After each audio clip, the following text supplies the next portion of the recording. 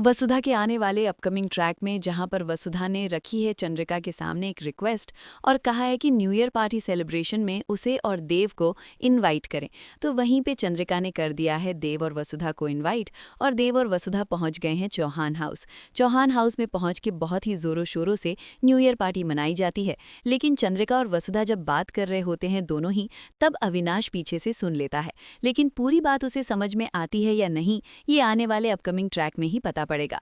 खैर, अब final day आ चुका है और वसुधा का संकल्प पूरा होने का दिन आ गया है।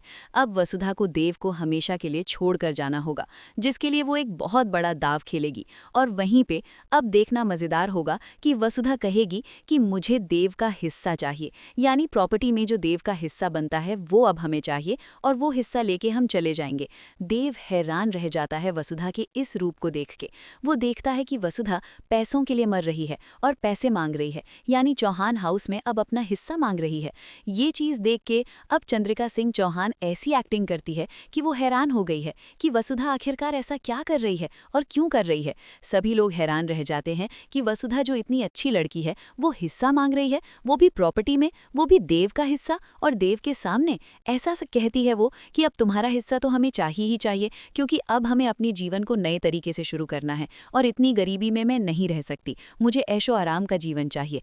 अब देव भीग जाता है और देव कहता है वसुधा से कि तुम्हें चुनना होगा, या तुम्हें पैसे चाहिए, प्रॉपर्टी चाहिए या पति चाहिए। अब वसुधा कहती है कि पति मेरा हक है और पैसे मुझे चाहिए ही चाहिए, मुझे दोनों चाहिए। वसुधा की इस बात पे देव इतना भी भीग जाता है कि वसुधा को धक्के मार घर से बाहर निकाल देता है और वसुधा चली जाती है। अब देव अपनी मासा के पैरों में गिर के रोने लग जाता है। अब बहुत ज्यादा इंटेंस माहौल हो चुका है। वसुधा घर से जा रही है और सब कुछ परफेक्ट प्लानिंग के तहत चल रहा है। देखना मजेदार होगा कि क्या देव वसुधा को मनाने जाएगा या नहीं। देखते रहिए। वसुधा वीडियो पसंद आए तो एक लाइक बनता है।